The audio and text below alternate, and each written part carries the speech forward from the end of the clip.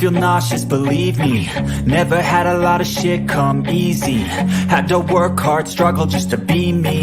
Had to rise up just so they could see me. Did what I had to do just to feed me. And what was left over I put towards my dreaming. But the only thing in life that has meaning are the things you gotta work for, believe me. Take into your hands a plan your own hands can land. Man, feeling well, man. What's your name? My name is Cardi Cornish. And you a legend? I'm a legend. You're a legend here in Baltimore City. Where we at right now? We live in the 17, Pennsylvania Avenue. The legendary Pennsylvania Avenue. Man, the last time I saw you here, you were doing something just across the street here. What were you doing? Oh yeah, I had some food left over from an event. We brung it out. We fed a couple of people, man. Why you do that? Nice soul food. Why you do that? Man, the love that God has shown me in Christ, man, it overflows. That's how it overflows. Yes, sir. We got more than we can. Already was high within San Antonio Winchester community, but the age group is getting younger. Children under the age of 18 being murdered in San Antonio has a high peak right now. So our goal is to catch the children. You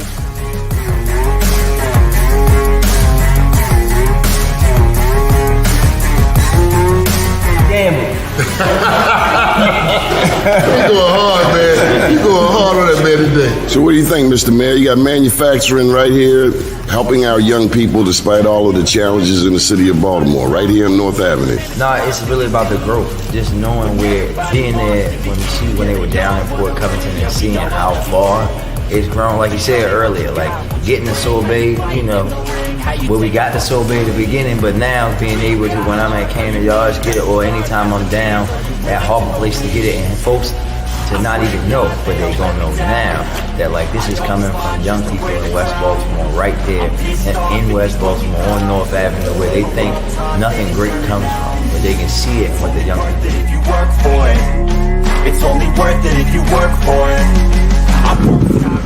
Here on the Mike, Mississippi, down right there, French Forward, Memphis.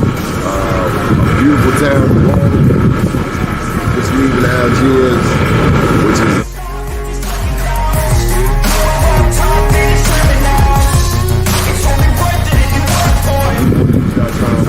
an update 10 years since Katrina. The news before.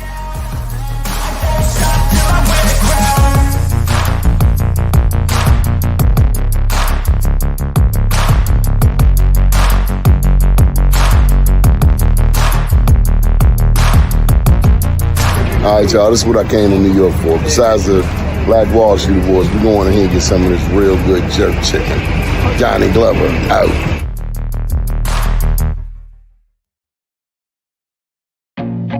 I feel nauseous, believe me.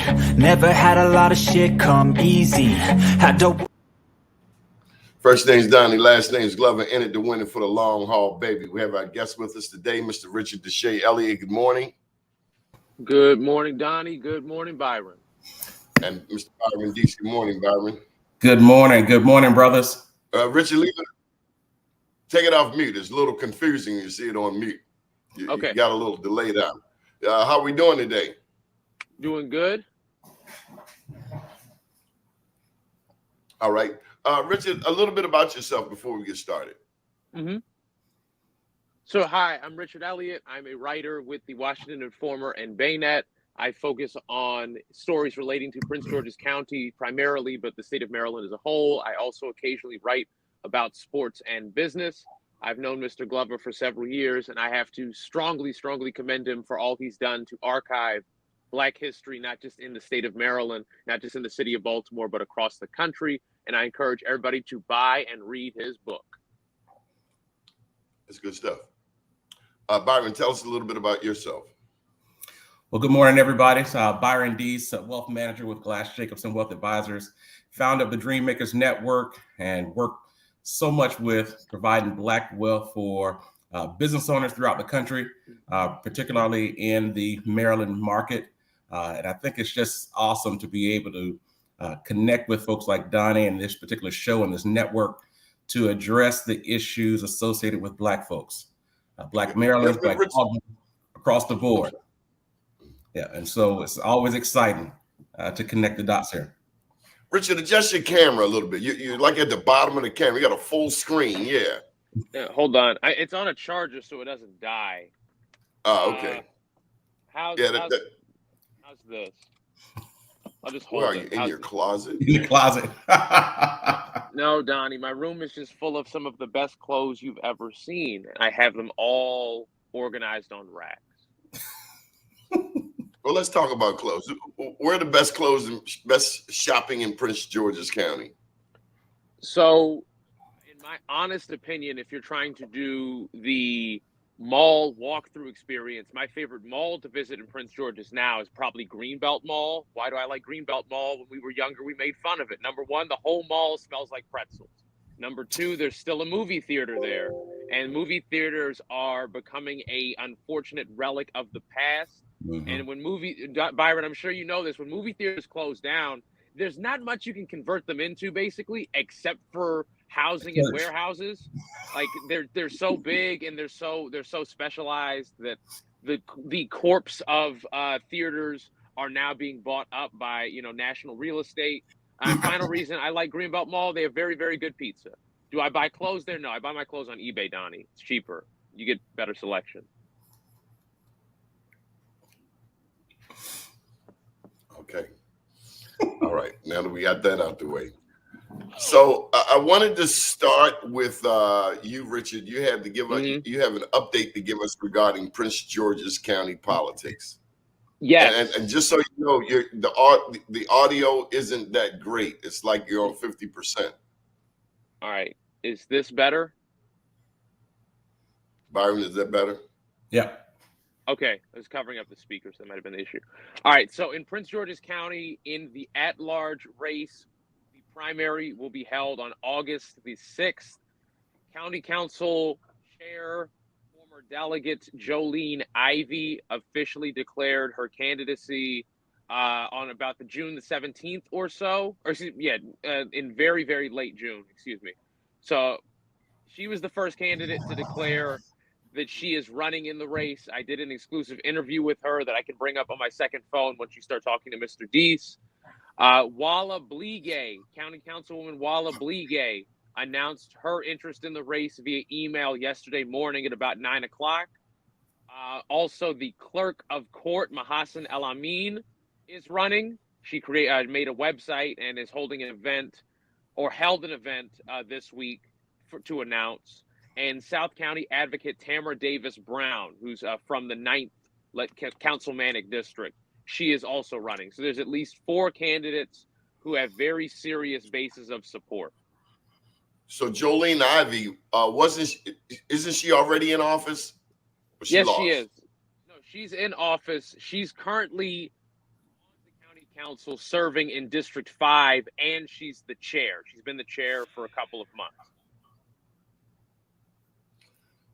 So let me bring up. And we're talking about replacing council member. We're talking about former council member Mel Franklin, who resigned after the state prosecutor alleged that he stole over $125,000 in campaign funds for personal expenses. I'm just going to say personal expenses.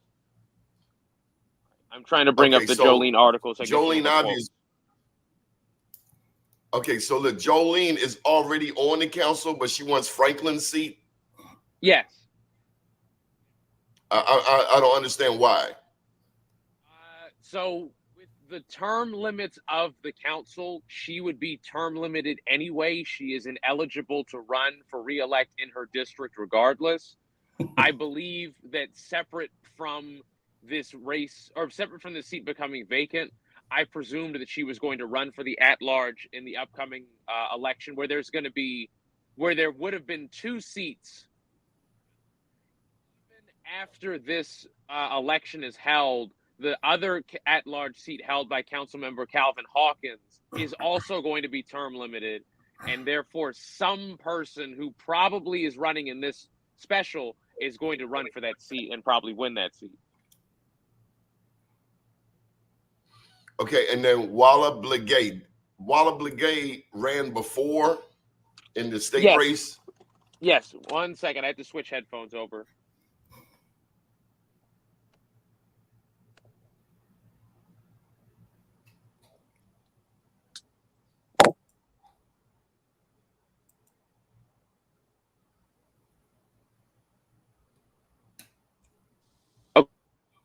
apologize for that. So Walla Blige serves on the county council in District 6. She has previously run for state delegate in District 25. She is actively serving. Previously, she served as the county council vice chair. Okay. Who's your favorite to win?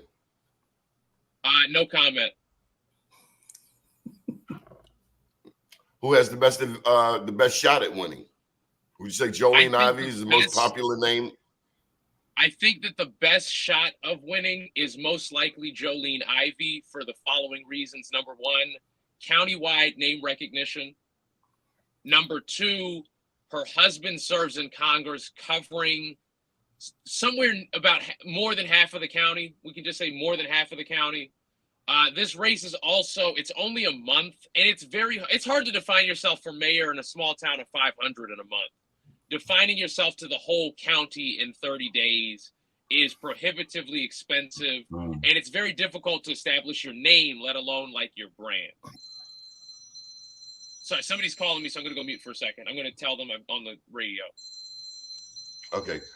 Byron, any thoughts? Yeah, I was just going to say what's interesting in that regard. Definitely the name recognition aspect plays a huge deal in a short, a race like this.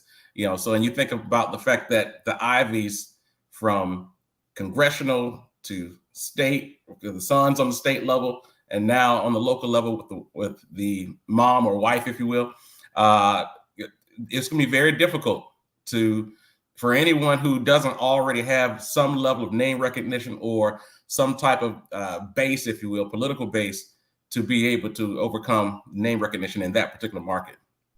Does the song "It's a Family Affair" does that come to mind? You could say so. You could say the big three of their family. You have a congressman who has, in part through leadership and guidance offered by Congressman Steny Hoyer and by Congressman Mfume, they've been great helps for Glenn. And he has secured quite a bit of local funding for, among a variety of other things, transit projects, business development, housing development, health care that he's been able to secure while in the Congress. The mother or the wife is now serving as the county council chair. And so far, and this is what she said in the interview I did with her, her biggest accomplishment in this term so far has been plugging the county's $171 million budget hole without raising property taxes and with them adding incentives to hire new firefighters and new police. And the son, Julian, now serves in Annapolis, is in his second term. And in his work on the Appropriations Committee, I'll just say he quietly is a big help for Prince George's. The interesting part about that, just to add, is, and you have to be careful, but the truth is, in every area that, let's just say in the case of the mom / wife, even if she doesn't have it on her political record, she can stand tall on some of the accomplishments of her son and husband. So it gives them kind of a breadth of things to discuss in any debate, in any topic. Anytime she wants to get in front of the people, can highlight collectively, this is what we believe should happen for Prince George's County. Yeah, it's hard to find a household where there's people who have municipal, local, state, and federal and law experience. That's something you have to usually get at a convention. That's a great point. Yeah, they cover all three levels. For some additional info, Tamara Davis Brown, who ran in District 9 multiple times, almost unseated, you could say the establishment choice, Sidney Harrison, or almost beat him, and almost beat Anthony Muse in a Senate race. She was within 500 votes of beating Anthony Muse, and Anthony Muse has been in public office and in public eye since before I was born in Prince George's County.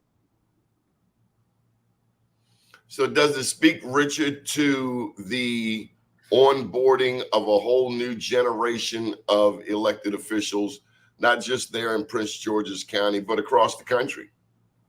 I think so. I think that let's say this special election had been held when the former Senate president was alive.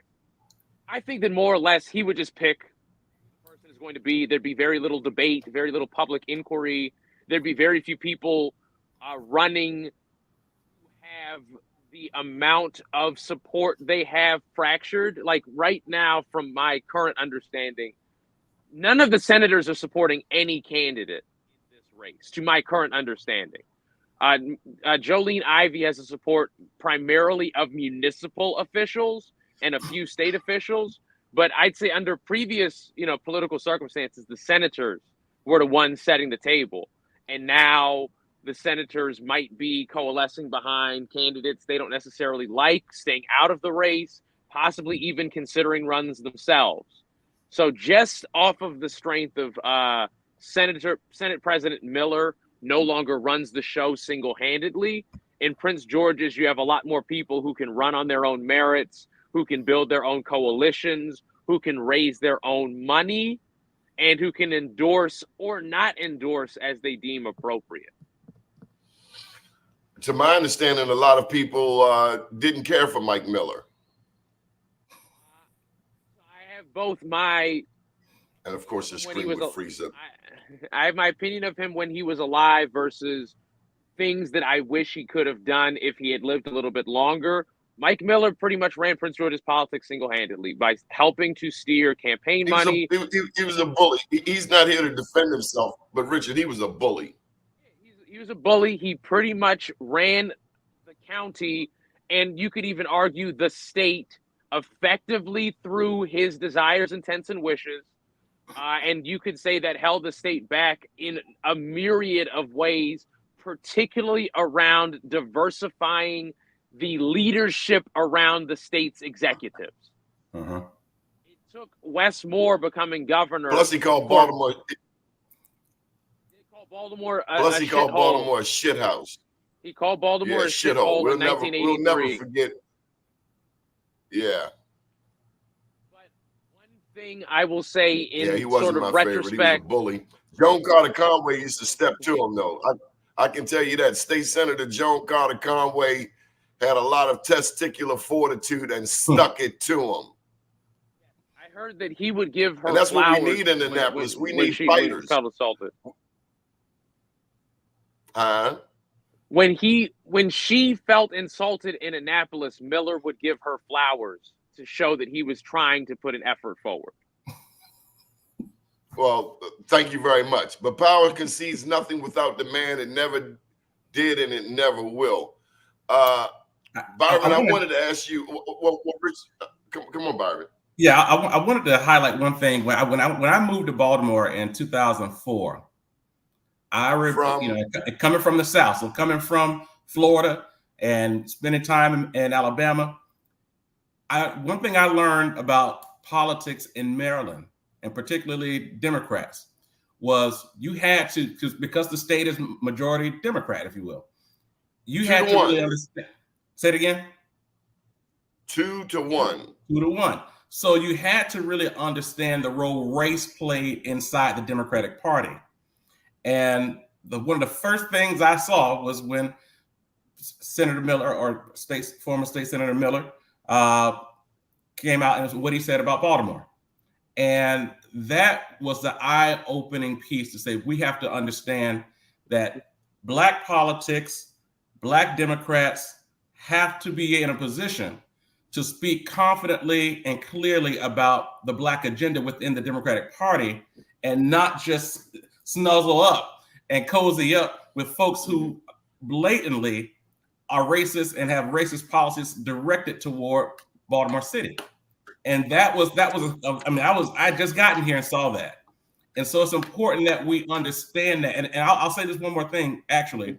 When you think about what the role Maryland has in terms of helping to organize and shape that type of a Black political conversation for the rest of the country, for Black elected officials throughout the country, because it was on your show, Doni, just last week. I can't remember who said this, but they talked about how Brandon Scott's language and a lot of the things that he talks about isn't the quote unquote platform of the Maryland DNC or the national DNC.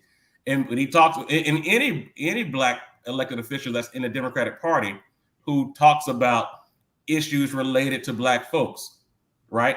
Which is not at the top of the platform. So you can begin to start a conversation. I'm not sure I'm following. Are you saying he speaks? Are you saying he speaks more specifically to black issues? More specifically to black issues. And again, we've all said different things about Brandon, have our own views on Brandon. But when you look at this from a greater black economic perspective, he has very much been unapologetically black. That's right. He says he wants to make Baltimore the blackest city in America. And it is refreshing to hear, because quite often we hear politicians backpedaling. That's right. Almost apologetically black. Apologetically black. And I know a lot of apologists, black apologists out here who think they're doing a good thing for black America by apologizing for our unapologeticness, if you will. So that's important for us to really have that type of a conversation, because in this day and age, with all that's looming over us right now, we have to find our voice. So my Morehouse Poly brother here says he questions if PG is now the center of black political power in the state of Maryland. You want to handle that, Richard? Sure. So I think it's fair to say, it'd be statistically accurate to say that you are not winning the governor's mansion, the comptroller's office, the attorney general's office, any statewide office without winning Prince George's County in the primary. In the case of Governor Moore's primary election, it was rather split because there were so many candidates. But Angela Alsobrooks, she romped her native county in order to win. Let me go to the second part of the question, because that No. Oh, my bad. So do you agree that Prince George's That's is where the center? votes are. That's where the votes are. That's where the votes are. But in regards to the second point, there has to be understanding and alliance and coalition between Prince George's and Baltimore, because just because Prince George's voters necessarily pick somebody does not necessarily mean they're going to have even the most remote understanding of what's going on in Baltimore City, how to address the problems in Baltimore City. The way many of my county neighbors talk about Baltimore, you think it's Fallujah, even though it's a beautiful, wonderful city that is overwhelmingly safe outside of if you're walking across the street pretty much. So that said, there has to be, like, that was a problem that the Baker campaign had, I think, particularly in 2018. The Baker campaign thought that going to farmers markets and dumping yard signs in front of vacants equaled a Baltimore campaign. The Jealous campaign knocked doors. And that's maybe the most important point to end with. Baltimore campaigns are structured on voter contact and voter engagement.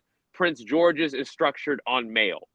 If you try and adopt the Prince George's only strategy in Baltimore, you're going to underperform. Okay, Byron, you want to handle that? Do you think Prince George's County is the center of black political power in the state of Maryland? It's hard to say the center. I wouldn't say the center either. Yeah, I wouldn't say the center either. Because I would say, because of the governor's focus on Baltimore, on lifting the state through Baltimore.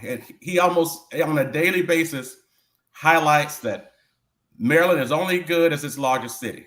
And so with that respect, I think that all roads lead through Baltimore in terms of now the part of that question that I almost agree with, though, is it comes down to the numbers. And I believe the voter, the actual electorate, if you will, is larger in Prince George's County. Much larger. So that from a black perspective. From a black perspective. So from that respect, yes, because the numbers are there. So you can't dance around Prince George's County and think you're going to win a statewide election. You cannot do that. And I'm glad you said, as Richard earlier, is the fact that it's so important to understand the electorate, even though there's a large Black population in both Baltimore and Prince George's County, but the electorate is different. The needs are different. The issues are different.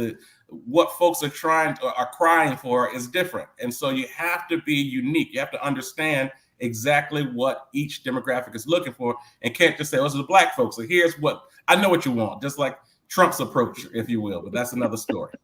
Mm-hmm. So can I rebound off that real quick? Okay. Byron, I like what you said. Wes has elevated Baltimore. He has made Baltimore the central place to focus on, which is very well needed after former Governor Hogan disregarded the city at every opportunity. Right. I'd say the votes between Baltimore City, Baltimore County, you could even throw Anne Arundel into that mix, maybe even Hartford into that mix.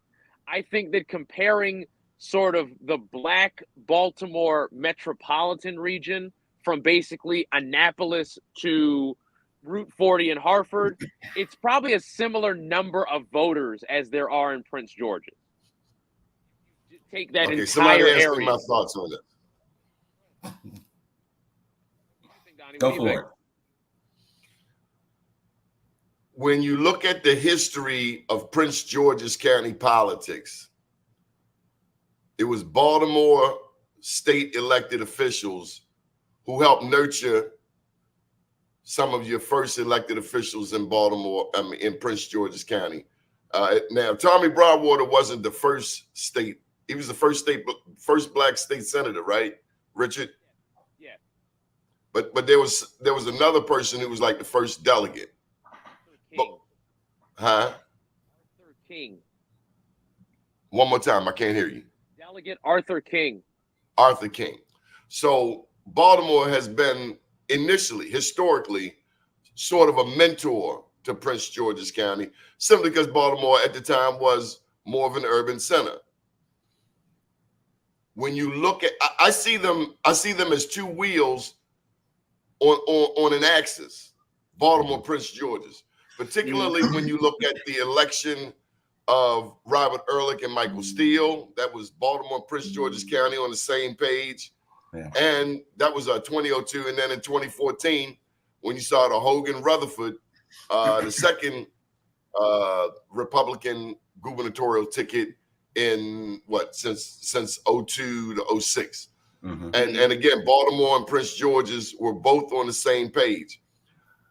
The reason I can't say Prince George's is the center, and the reason I say they're both, while Prince George's has the numbers, what does Baltimore have in the political realm that Prince George's, I don't think, has? Political organization and media. Media. We have media. Yeah. Prince George's television stations are based in Washington, D.C., correct? Yep. So when the news comes on in D.C., Fox 45, Channel 5, all of that, Fox 5, and the other stations in D.C. was the 9. WUSA 9 and something 7. They're going to lead with D.C. stories. Great point. Baltimore is going to go straight for the jugular and talk about the state of Maryland beginning in Baltimore City. And with the governor being from Baltimore, it gives Baltimore. So they're equally important, and we need each other. I will say, if you want to win the state of Maryland, you need that axis of power. Mm-hmm. The first lady, she's Prince George's County, Don Flythe Moore. Mm-hmm. West, Baltimore roots. And I think, often Don Flythe Moore is often overlooked when people don't understand her political history, which precedes the governor's. Mm-hmm. I mean, she was in the State House advising Kathleen Kennedy Townsend going back before 2002. So there's a lot of intellectual capital there, and there's a lot of synergy. But nobody wins the state of Maryland without Prince George's and Greater Baltimore. It's just not happening. Yeah. Is that good or bad for the future of Baltimore City? I think it's great for Baltimore City because the politicians at least know that we need each other. And it's my hope that the everyday people, the everyday person starts to build, like me from a business perspective. I want to do as many Black Wall Street Awards in Prince George's County and Bowie and Fort Washington and, as possible because, with the Upper Marlboro, because that's important to my news outlet. Yeah. It's important to be in Prince George's County. I love Prince George's County ever since I first visited Woodmore. Come on, Byron, I see you smiling. Yeah, it's so interesting. I'm thinking about this from a state, general session perspective. That's where a lot of the rifts show up, especially in the Black Caucus between the Baltimore elected officials and the Prince George's County elected officials, particularly as it begins the allocations of where resources will go. Mm-hmm. And when you think about Mike Miller's, tenure, he was we already knew how he felt about Baltimore, so it could not become or stay, I should say, the economic center of the state because under his watch. His objective was we're going to build out, the National Harbor. We're going to create a true economic center, an alternative to Baltimore, if you will. And he spent the past 20 years doing that. So does Prince George's County have a port? No. Not that I know Baltimore of. has a port. That's right. We got BWI 20 minutes down the road. You got the trains that come through. It's not, he could say whatever he wants. You can't negate the position that Baltimore's in in the Mid-Atlantic. Yeah, but you see what he did over the past 20 years. I mean, the National Harbor is it's his own brainchild, if you will, to create an alternative to Baltimore. And it doesn't speak to the limitations of a person when they are tainted by racism. Yes. Yes, and racism is so stupid. It's so anti-business. It's like as smart as you pretend to be, you're a dummy.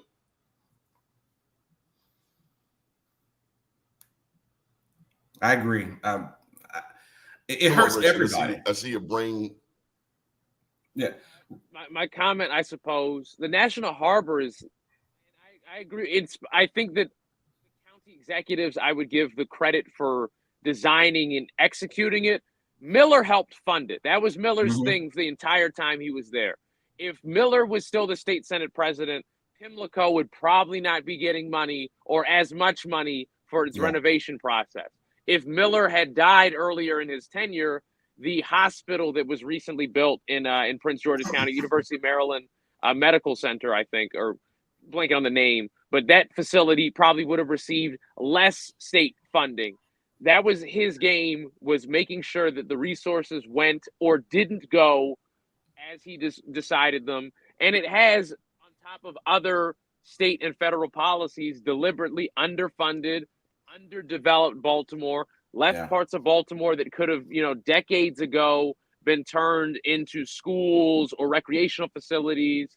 And I think the main way that you could look at his tenure was when was the last time that Baltimore had a new recreational facility built prior to the pandemic? Under the later years of his tenure, I think particularly those issues became more prevalent by just looking at the Appropriations Committee. Yeah. Yeah. Well, racism hurts everybody, and it's a shame that it's 2024 and we haven't learned much as a nation at all. Yeah. Which brings me to Mr. Donald John Trump and this Project 2025. What are your thoughts on Project 2025, Richard? It's bad. To go over just some of the parts as quickly as possible. It would replace tens of thousands of civil service employees with political appointees. It would end the Department of Education. It would end the ability for the federal government to back loans to go to college. So this would likely, the current people in school might be the last people who are really able to go to college. That would undoubtedly just destroy higher education in the country as we know it. It would slash environmental regulations. It would slash taxes on the wealthy. It is pretty much a game plan. Wait, hold on one second. I agree with you, Jason. Like, Hogan didn't care about people who didn't vote for him, but he also, even if you don't care about people who don't vote for you, you disrespect everybody in the state who did by underinvesting in the state's economic engine. Prince George's is still in the process of creating jobs and becoming a tourist hub. Baltimore has been a tourist hub and a job hub for a long time that could have had better investment to reduce the problems rather than needed investment to get it up to par. Back to what I say about Project 2025, it is pretty much a game plan for white Christian nationalism and corporatism. I don't know what a white Christian nationalist is. That sounds like a Klansman to me. I'm just tired of people hiding behind the Bible. You are not a Christian if you have race first. Period. Take your Bible and shove it. That's right. It would have dramatically negative impacts on people's access to healthcare and reproductive rights. It is such a bad plan. It is such a bad project. How do you tell a woman what to do with her body? And why are white women falling for this foolishness? I'm not one, so I can't explain the logic. How do you vote against your own interests? Roe v. Wade. I mean, who does that? Why don't you just take a gun and put it to your head? A lot of people vote just based on money, Donnie. That's, I guess, the way I'd put it. A lot of people's main concern is their 401k or their pension or their housing value or their savings or not paying taxes. Stop calling yourself a Christian if that's your belief. You like money. I get it. But don't come over here telling me about God. But what's the fourth principle of this Project 2025? It's God and free will and living. I don't know who the hell their God is, but I don't want anything to do with them or her. Yeah. Let's put it on the table. If this Project 2020, if this whole Trump character wins, that is the roadmap. We need to be aware. Didn't Byron, did Taraji Henson bring attention to this during the BET Awards? Did I hear that correctly? She tried her best. She tried her best. Were they listening? That's a whole nother conversation. But she tried her best. We listen to TikTok. We know the latest dance. We know the latest Italian designer. But we don't see the writing on the wall that this red train is coming down the track, ready to put everybody literally back 150 years. We don't understand it. We've gotten so comfortable. We want to go to Dubai.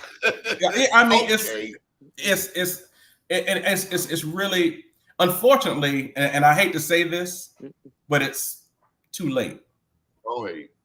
I hate to say it, but I think it's too late. The fact that especially given the fact that Black people are the true political base of the Democratic Party. But when you listen to Black people talk about the Biden-Harris campaign, it is so fractured. Just about I've seen Black folks talk bad about Kamala. I've seen Black folks talk bad about Joe. They're not organized to support this campaign, which means it's a wrap. I mean, I will be very surprised if Biden wins this election. Extremely surprised because his political base is fractured. Well, that means you are getting some gun training and you're getting armed and you're getting some weaponry. Because if they're talking about removing federal agencies and making Donald John Trump a dictator who does not have any fear of prosecution, that sounds like war to me. Yes. So you can forget about going to work. You can forget about your kids going to college. It's about to be civil war in these United States. That's what I see. Two important notes that I have to add for this is, one, this has in effect been part of the Republican Party at the national level's plans since basically the Nixon days. Yeah. This is stuff that Ronald Reagan has helped to do. This was stuff that particularly in 1994, Newt Gingrich contract with America, Yep. which I would say was the beginning of the attack on the bureaucracy itself. It's not necessarily that the concept of departments is bad. The people that run the departments are bad, and we need to stop them because they're making the country worse. I would say that the contract with America, Newt Gingrich, 94, and the Republican Revolution really further ingrained that. And now the chips are on the table. They are making it as plain and as clear as possible. This is the goal. It does not matter if Trump loses every state. Republicans in the House and in the Senate, and most importantly, in the judiciary, are going to be pursuing these goals until they undo all the accomplishments of Obama. They undo all the accomplishments of Clinton, I guess that you could include, undo the accomplishments of Carter, and most important for them, undoing the accomplishments of my greatest president, Lyndon Johnson, and then trying to undo Franklin Roosevelt. Those are the goals. Yeah. They've made them clear. Undo everything that's happened over the past 100 years to make America a country that a regular person can want to live in. That's the goal. What is a regular person? A regular white person? No. I mean, just anybody who ain't rich. Anybody like this. Even if you're a poor white person, this plan is horrific for you. Do you breathe air in this country? It's bad for you. Do you drink water in this country? It's bad for you. Why is it bad for white people as well? Like I said, do you breathe air in America? This is going to worsen air quality for everybody. Do you drink water in America? It will worsen water quality for everybody. Do you work in America? Your not just your workplace standards, your consumer purchasing standards. The risk of you having God knows what in your food or alcohol or clothing is going to get worse. This is not just a war on blacks, even though it is primarily a war on us.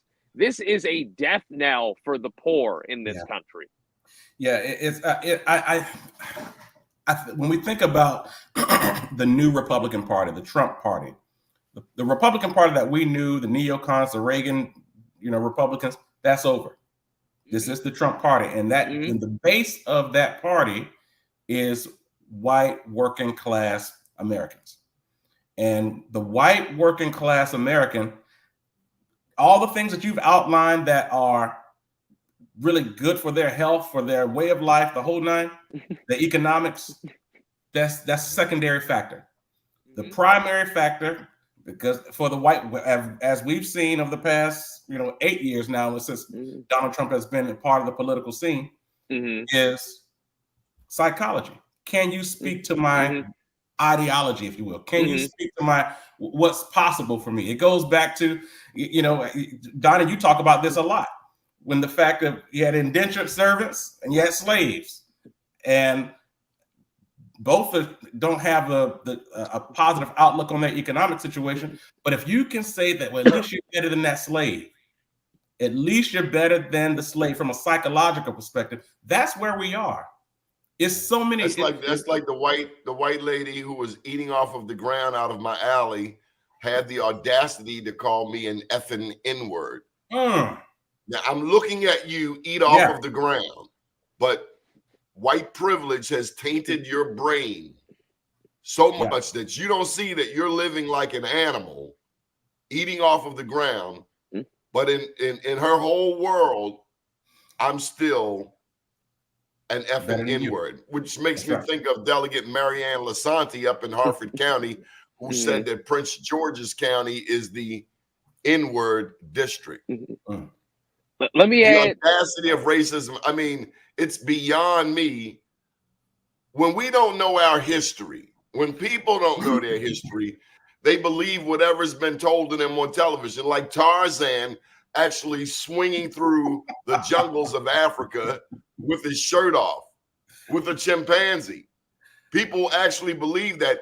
And what's unfortunate is when we as a people don't know our history, we don't know that there are skyscrapers in Nairobi, in Accra, in Johannesburg, when we don't realize that some of the most beautiful places in the world includes Zanzibar, Madagascar, Seychelles, when we don't know the history of an Egypt, of the Sudan, of Kenya, you know, then we allow other people, a minority. I hate the term minority. We let a minority. Europe is really, really small. We let a minority define us. That blows my mind. Yeah. I actually want to highlight a couple things. And this, I was listening to R. Donahue Peoples the other day. He was on, what's his name? Tell me who R. Donahue is. So R. Donahue Peoples is a African-American, very fair-skinned, but he is a brother, real estate developer from DC, but now lives in New York. Who put him on? Your man.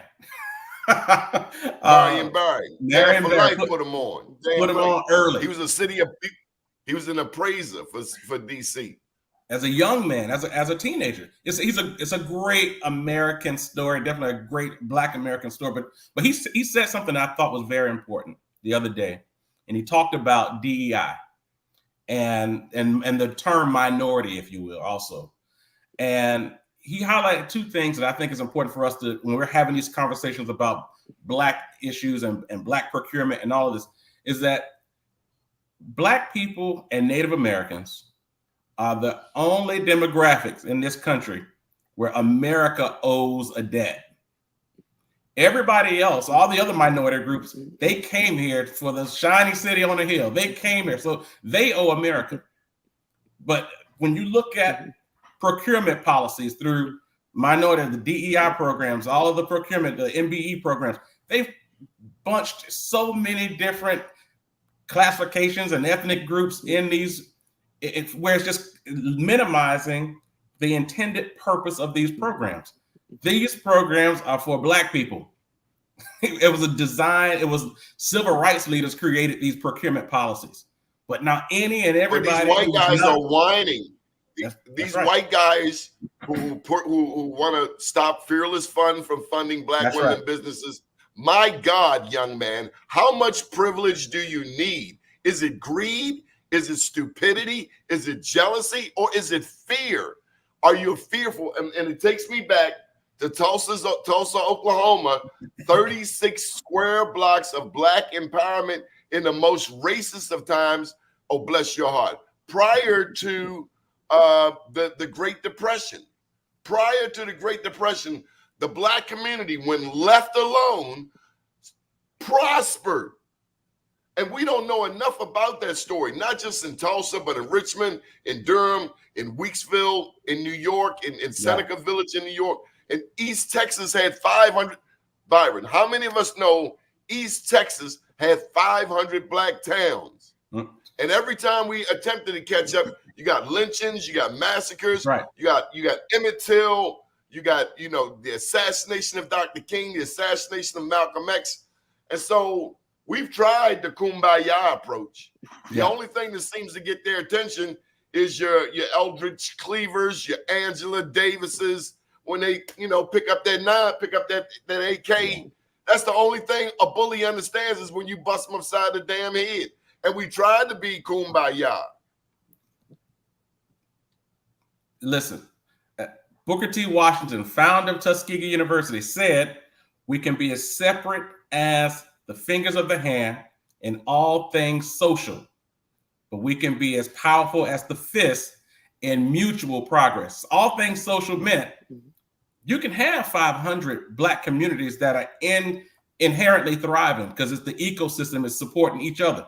Black folks get paid, they go spend their money with a Black retailer or a Black business, and let that community continue to grow within itself and strengthen within itself. But who's the threat, right? So we go back to the whole factor of that working class demographic. The white working class were the ones who were coming in to lynch Black folks and who were behind the whole Tulsa riots. So we're still talking about the psychology of the white working class to say these guys are doing better than us, but we still better than them. How much of an advantage do you need, young man? I gave you 400 years to start. I'm starting 400 years behind, and yet we still catch up. I want to go to brother El Montuzu Osirufu El Martin Il. Islam, brother. Now, how many of us know that before Christopher Columbus came here. Spain and Portugal was dominated by the Moors for 800 years. How many of us know that? That those ships that were coming across the Atlantic would not have had it not been for Moors. And why is that important? Because that's when the transatlantic slave trade began. Spain and Portugal went down to South America. Then ultimately the British came to North America. But for me, in all of that, understanding how this country came to be, how Spain owned Florida, for instance, up until 1831. There's so many influences, but the black man has always been here, long before Columbus. We had been traveling the ocean. And so I say that because I remember some years back, I was told by a young lady, oh, this is a white man's world. What do you think of that, Richard? I disagree. My world, and I'm living in it. And I want to respond to Jason's question or Jason's statement earlier saying that there's a boogeyman, but that Congress is intended to be what you just said. I agree. Because of a Virginia ruling, you can't describe the ethnic group that is designed to get the benefit of public policy legislation, which is Stop whining and play black people. Stop whining and pay black people the debt that's owed. Stop whining. Stop being afraid. Your daughters are already dating black men. I don't know what you're afraid of. Big time. That ship has sailed. Well, he says something about Congress supposed to be checks and balances. That's right. Congress is supposed to be checks and balances, but that also assumes that, again, following some of the other stuff that the founding fathers put in their documents, that there wouldn't be a king, that there'd be people who are accountable to men and not just ideas, that there would be separate powers among all sorts of different things. Yeah. But when you have a Congress where, in effect, Republicans would say that Tuesday is Wednesday if it would help them get things done, and where Democrats would say, you're right, in fact, it is Wednesday, simply so that they can get on to the next motion. The fact that the Democratic Party did not take Donald Trump and a lot of his accomplishments to damn near a war crimes tribunal, a federal court over January 6th, that was a coup. That was an attempted coup. The people in any other country, they would have put a bullet straight to his head. I'm not going to say that on a live. But the actions undertaken, which were intended, if he were in the Middle East, he would have been executed.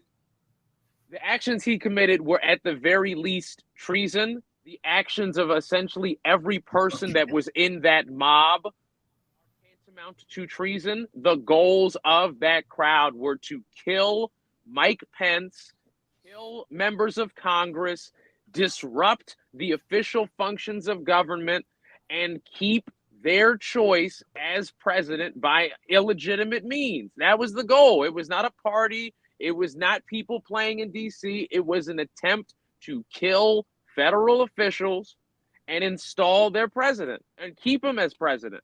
When you have that level of coordination from the leader of that group, you do not have a situation with checks and balances. And not only on the president can no longer commit crimes ruling, but on the Chevron ruling, there's not really like the purpose of government. The outright purpose of government in America is being whittled down. It is not just the ability to serve that purpose, but the purpose of government is being whittled away at. That's exactly right. Let's talk about this Supreme Court ruling. Any thoughts on the fact that you can't prosecute a sitting president? They legalized Watergate. They legalized Ulysses S. Grant running over that guy with a horse when he was drunk. Yeah. They legalized habeas corpus for President Lincoln during the Civil War, which I agree with. I have no complaints on that one. But they have in effect made it where, quote Justice Sonia Sotomayor, if you want to call in SEAL Team 6 to go after a rival, that's legal for the president to do. Now, if you're in the military, democracy. Democracy. No, it's over. American democracy as we know it with that ruling, with everything that is outlined in the Project 2025 and that ruling, the combination of the two ends what we know as American democracy. And here's what's important for Black folks to really understand. Even before this, going back to the Fearless Fund, that whole piece of anything that smells like affirmative action, anything that smells like a set aside for Black folks, anything that can be seen as a discrimination to white people, they will end it. I make 70% of my clients are government contractors. That program is at stake. It will be, if all things remain constant, we will not have an 8A program. Look at whoever you work for. Anybody, any W-2 Black employees, who do you work for? I can guarantee you, if it's not a government, and I shouldn't even say that, any job, they have some type of affirmative action policy that says we need to hire more Black people, or at least a certain quota, a certain amount. All of those things will go away. We don't recognize what's really at stake with the combination of this presidential immunity, and you add that to the Project 2025, what we understand as American democracy will be no more. Mm-hmm. Like, I mean, this is a ludicrous scenario to pose, but let's say former President Trump calls on the Ohio National Guard to go bother the Democratic National Convention. Is that not an official act? Granted, that'd be insane. I'm not saying I think that's the kind of thing I expect to happen next week, but the sheer levels that can go to, the hypotheticals were discussed as offhand as me and you talking about what pepperoni pizza. You went there, Richard. What happens to the Black police officer, to the Black Navy SEAL, the Black Army Ranger, the Black sailor, the Black Air Force person? What happens when President Donald Trump orders them to bust a cap in Baltimore, West Baltimore, Prince George's County, Brooklyn, Harlem? That's not a hypothetical. Hold on. You're not talking about a hypothetical, Donnie. What happened near the end of Trump's term during the pandemic? He called the goon squad on Portland. He was bragging in speeches about how the marshals went in and killed somebody who made threats online. That was under the previous ruling. Yeah. You're not talking about a hypothetical. You're not talking about a hypothetical. You're talking about how would somebody who already applied group military force on a city, how are they going to do it now that no matter what they ask anybody to do, not only can they get away with doing, but he can pardon you. So Richard, campaign centered on pardons. Richard, what will the Black police officer, the Black military person do when ordered to bust a cap in his own family? I hope that they stand down because it's an illegal order. I'll say that we are nearing the point where effectively military honor and military justice might be some of the last remaining pieces. If you are in the military and you're given an illegal order, even if you can be pardoned for it, you will be sentenced for it. That is one thing that I will say definitely about the U.S. military relative to ordinary justice. If you do an illegal act and you're arrested for it, you're going to face a tribunal or you're going to face a military court, and you are probably going to get in big trouble for it because they don't want to incentivize people doing wild, crazy shit. Okay, so while you're on that note, what will this country look like to China, to Russia, to North Korea, to what's it called? What's the 5 countries? Brazil, Russia, India. What's it China, called? Brazil, Russia, India, China, and I don't know what the S is actually. Is the S South Korea? South Africa. Okay. You don't have to go super deep on foreign policy. Will it make America vulnerable? Will it make America vulnerable, Richard? More so than that. The Russians in Ukraine and likely in other parts of Eastern Europe, the Chinese in Taiwan, the North Koreans in South Korea. Many of them, I mean, and I'm not going to say I encourage the U.S. to get actively involved in each of these measures actively, but on the question of, is Trump going to make us so isolationist that countries with ill intent choose to act? I believe that in full. The end of aid to Ukraine, the bolstering of aid to Israel, the general turning away from even the veneer of human rights as a American foreign policy goal. Not to mention, if the Supreme Court's already doing this shit, they're very likely going to let him do a third term and maybe more. And why not more? Yeah, that's right. Okay, Byron. Byron, what happens to the black soldier, the black law enforcement officer, when ordered to turn on their own people, even members of their own family? Yeah, I think we're at a point now where we have to identify what type of generation we are, because what we are, the norms of our past is getting ready to come to an end. So we have to identify who are we? Are we willing to sacrifice our jobs, our reputation with whoever groups for the purpose of representing for black folks, representing for American, what we know, or I should say what knew as American democracy? The next generation will find out who we are as a nation, because all that we have identified as the comfort and comfortable, that is coming to an end. So we have to make ourselves anew. What is our new objective? And as Black Americans, we have to begin to speak with one voice, to get out of the divide and conquer and crabs in a bucket. That day, it was no room for that going forward. We have no choice. We thought Harriet Tubman had to demonstrate courage.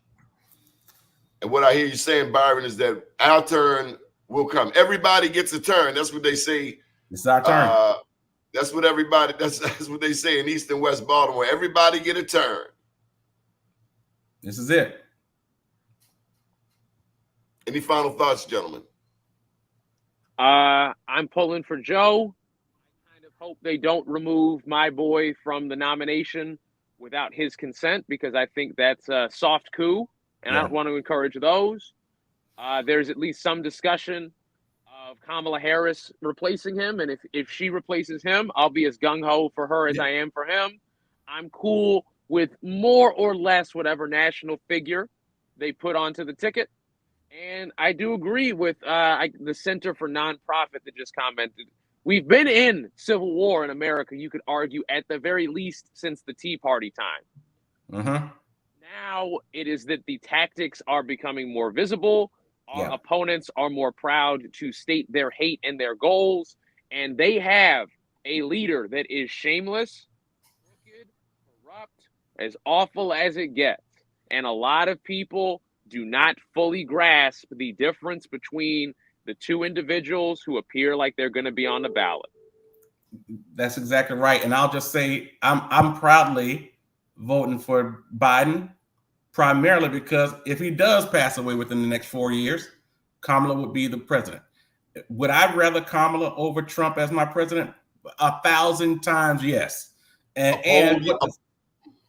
poll yesterday said that she had a better chance at beating Trump than does Biden. Yep, she's polling better among people of color. She's polling better among independents. And most importantly, nobody blames her for what's going on in Israel. Many people blame Joe for that. Almost nobody blames Kamala for that. And I think that her opinion will be much better on what to do in that scenario. Yeah, exactly. And listen, because the rap that they put on Kamala, what has she done?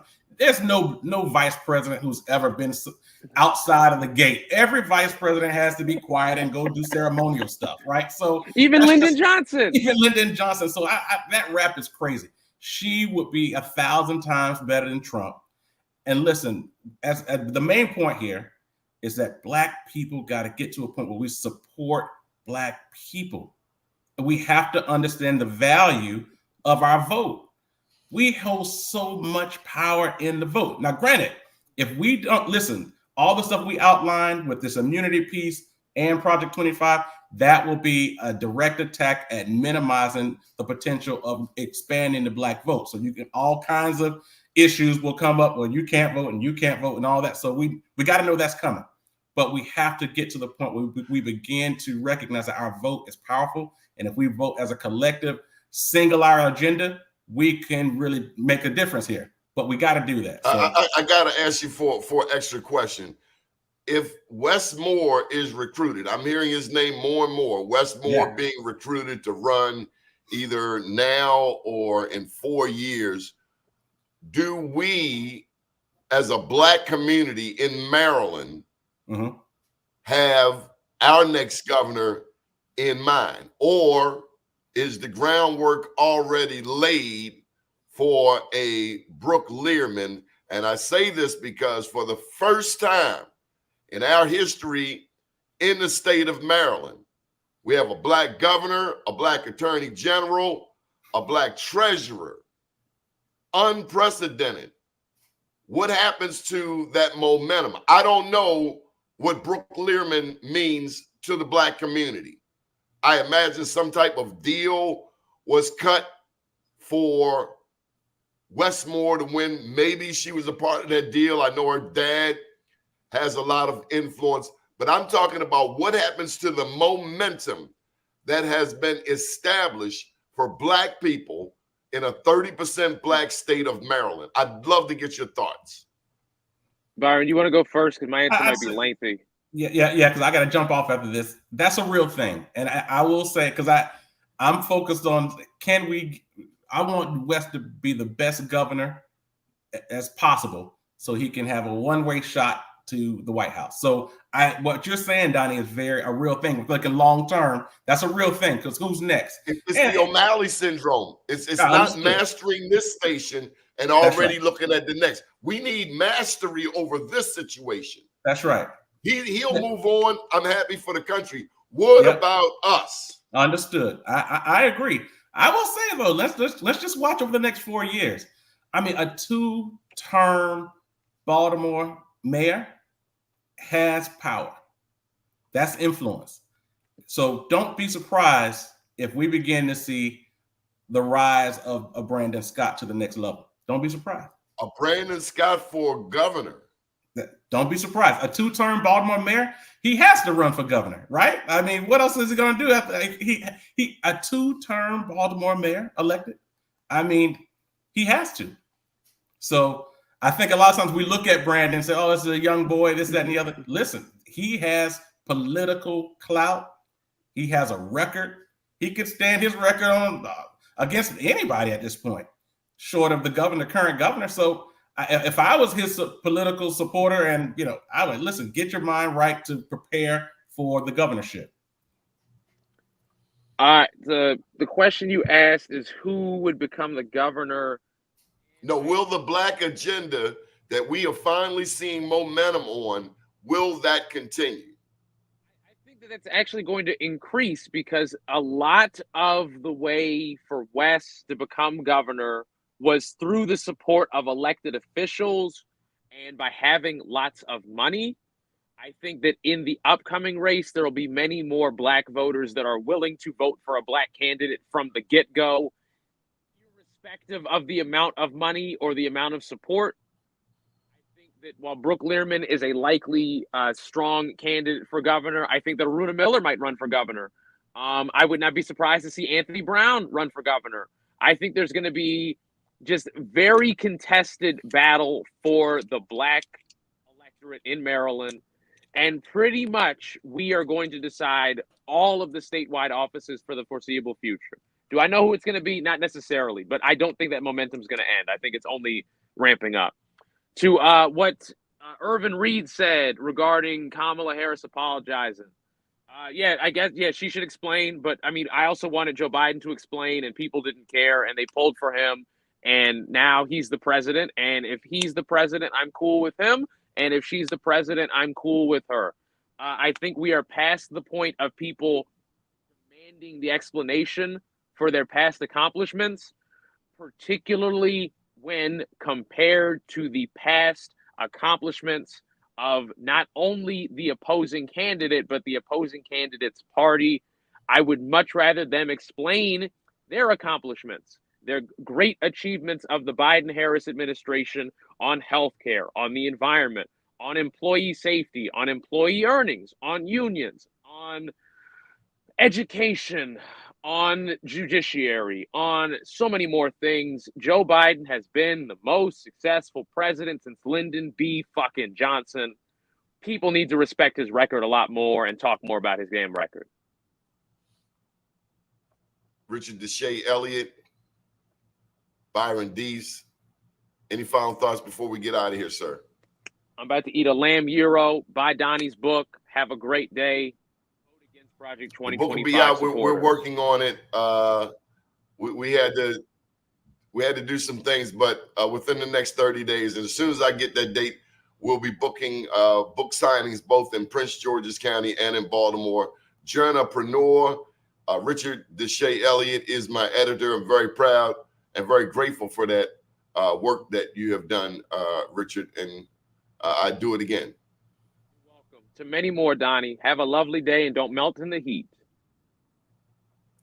Good morning, world.